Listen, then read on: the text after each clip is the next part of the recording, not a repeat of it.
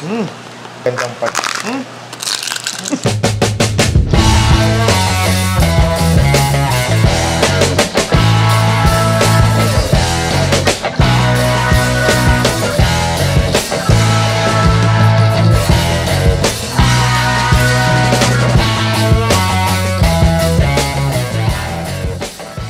Masarap papakin, masarap pulutanin, masarap iulam. Kahit nga gawin mong chichirya yata to, basta malutong, gagawa tayo ngayon. Crispy tenga ng baboy. Ayan po, meron ako rito ilang pirasong tenga. Uumpisa natin sa paglalaga bago natin priprituhin para lumutong. Let's go! Para sa procedure na ito, gagamit na ako ng ating pressure cooker para mas mapabilis at mapadali ang ating pagpapalambot nitong tenga. Kung wala naman po, pwede nyo gawin ito ng normal na pagpapalambot lang. Siguro around 1 hour to 1.5 hour para maging malambot talaga yung tenga. Lagyan natin ng mga basic ingredients or aromatic sa paglalaga. Bawang, pinitpit ko lang, daon ng laurel, at sibuyas. Ganun din, syempre, pamintang buo. Panguling sangkap, asin. Pinaka-importante para malasa ang ating crispy tengang gagawin. Pagdagan natin ng tubig. Hindi ka na mag-isa kasi kasama kita. Pakukuluan natin to ng 25 to 30 minutes using pressure cooker. Right?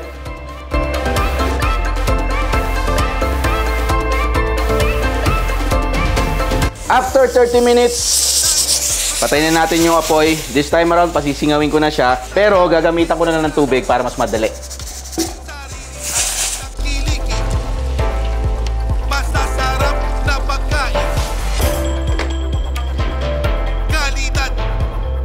Hanguin na natin. Tama lang yung lambot. So patutuyuin lang natin to about 30 minutes to 1 hour and then ipa-fry na natin siya para palutungin. Ito na ating crispy tenga, malamig na. Tsaka na pinapiprito ni Quedex. Yan. Start na natin. Mamit tayo ng deep fryer ngayon. Make sure lang na may takip kayo baka kasi matilamsik din siya. Saka huwag niyong pagsabay-sabayin kasi magdidikit. Ating crispy tenga. Tara na sumama ka na. Turismo Akainisol. Ayan. Check lang natin. Malutong na. Ayan, ahon na natin. Tuloy-tuloy lang natin matapos yung iba.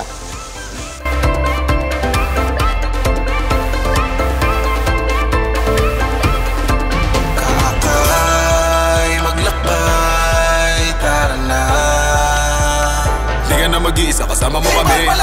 Pag malaki ang sariling atin. Ako puso may pusilak na hangarin. Turismo Akainisol. Akainisol. Tara na sumama ka na. Turismo Akainisol. Akainisol. Hindi ka na mag-iisa kasi kasama kita.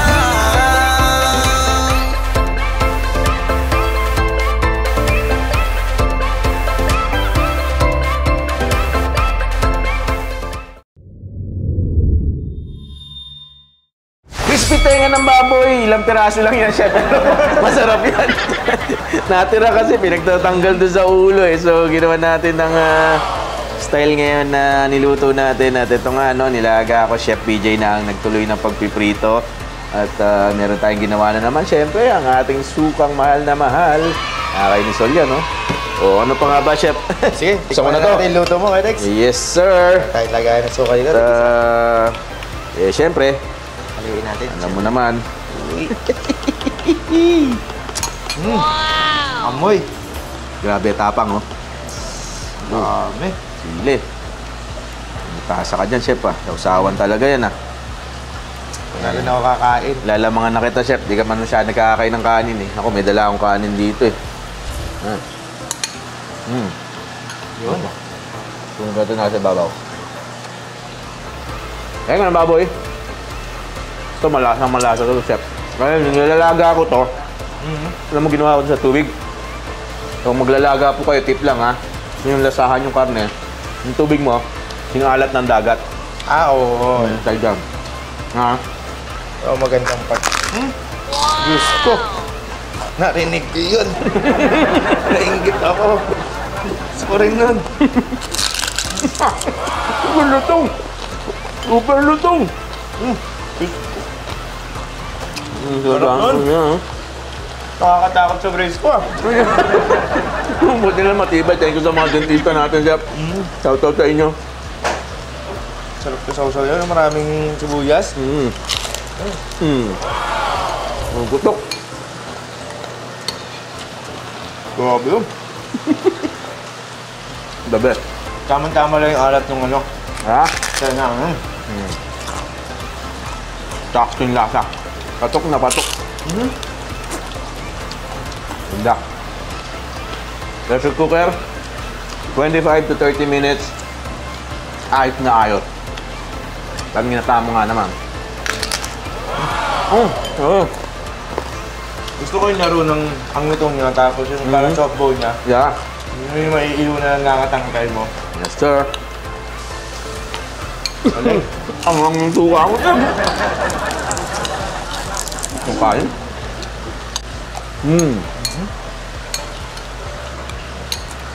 Alam niyo po, ito chef, yung tenga, tingin ko pag nagprito kayo, basta mainit yung mantika, at kapakuluan nyo, ang tigas po kasi niya pag hindi pinakuluan. Oo, man.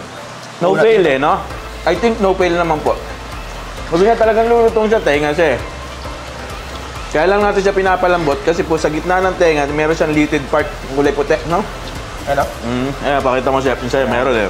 Yan ang matigas, yan ang pinapalambot natin sa pagpapakulo. Yan yung natawag natin na cartilage. Pero sarap. Tikma ko yung mandang papunta sa pisngi. Ay, sumaman siya po yun. Oh, saan ka nga na, chef? Kung sa tagal mo na kumakain, nagluluto, malabas ng outside sa bahay ba? May naalala kang kinainan na nagsaserve ng crispy tenga? Restaurant? Yung ganito, parang wala pa eh. Wala pa, no? Maihaw ganyan. Ihaw, tenga, di ba? Pero yung ganito, crispy. Baka kung meron kayo alam, ha? Mapunta natin minsan. Wow! Mukha, meron eh, no? Mga pintahan, pepe toast, may crispy mukha yun. Kapalmok sila pipinot siya.